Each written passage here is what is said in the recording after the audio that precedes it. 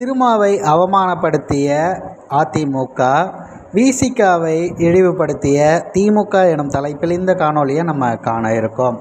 என்ன நிகழ்வு நடந்திருக்கு அப்படின்னு சொல்லி பார்த்தீங்கன்னா, திமுக செய்த ஒரு மிகப்பெரிய அநீதியான ஒரு நிகழ்வு தான். எல்லாருக்கும் நன்றாக நினைவு இருக்கும்னு நினைக்கிறேன். கடந்த 2020ஆம் ஆண்டு அன்றைக்கி பார்த்திங்கன்னா, அண்ணன் திருமாவளவன் அவர்களுக்கு நாடாளுமன்றத்திலிருந்து அரியலூர் மருத்துவ கல்லூரி வேண்டும் என்று ஒரு கோரிக்கையை வைத்திருந்தார். அந்த மருத்துவ கல்லூரியை கட்டித்தருவோம் என்று அண்ணன் திருமா அவர்களுக்கு அன்றைய சுகாதாரத்துறை அமைச்சர் ஹர்ஷவர்தன் அவர்கள் பார்த்திங்கன்னா கடிதம் வாயிலாக பதிலும் கொடுத்திருக்காங்க.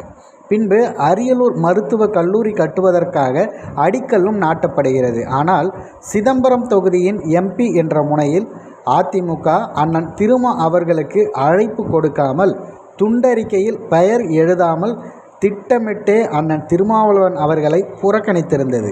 அன்று மக்கள் மத்தியில் மிகப்பெரிய வலுவான கண்டனங்களும் எழுந்தது. ஏன் இன்னும் சொல்லப்போனால் திமுகவும் அதற்கான கண்டனத்தை அழுத்தமாக பதிவு செய்திருந்தனர். ஆனால் இன்றைய தினம் என்ன நடந்திருக்குன்னு பார்த்தீங்கன்னா, திமுகவின் மூலமாக இதே போக்குத்தான் ஆளுநர் ஷானவாஸ் அவர்களுக்கும் ஏற்பட்டிருக்கிறது. அதுவும் சமூக நீதி ஆட்சி என சொல்லப்படுகிற இந்த திராவிட மாடல் ஆட்சியில்தான். திமுக அரசின் சார்பாக நாகப்பட்டினத்தில் ஒரு நிகழ்வு ஏற்பாடு செய்யப்பட்டுள்ளது. அன்றைக்கு அண்ணன் திருமா அவர்களுக்கு அதிமுக என்ன செய்ததோ அதையே தான் இங்கேயும் திமுக செய்துள்ளது. நாகப்பட்டினம் தொகுதி எம்எல்ஏ என்ற முறையில் ஃப்ளெக்ஸ் பேனர்களில் அண்ணன் ஆளுநர் ஷானவாஸ் அவர்களுடைய பெயர் எழுதப்பட்டிருக்க வேண்டும். ஆனால் திமுக எழுதவில்லை. அன்று அதிமுகவுக்கு எதிராக அரசியல் ஆதாயத்திற்காக பொங்கிய இதே திமுக இன்று தாமே இந்த காரியத்தை செய்யலாமா? அதிமுகவுக்கு ஒரு நீதி, திமுகவுக்கு ஒரு நீதியா என்ற கேள்வி இதன் மூலமாக நமக்கு வருகிறது. முதலில் இந்த விஷயத்தை விசிக அவர்கள் உணர வேண்டும்.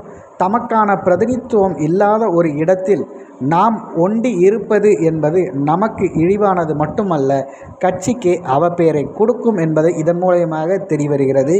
அரசு விழாவுகளில் கூட ஒரு அதிகாரத்தில் இருப்பவரின் பெயரை பதிவு பண்ண முடியவில்லை என்றால் நமக்கு எதற்கு அந்த அதிகாரம் என்ற கேள்வி வருகிறதா அல்லவா?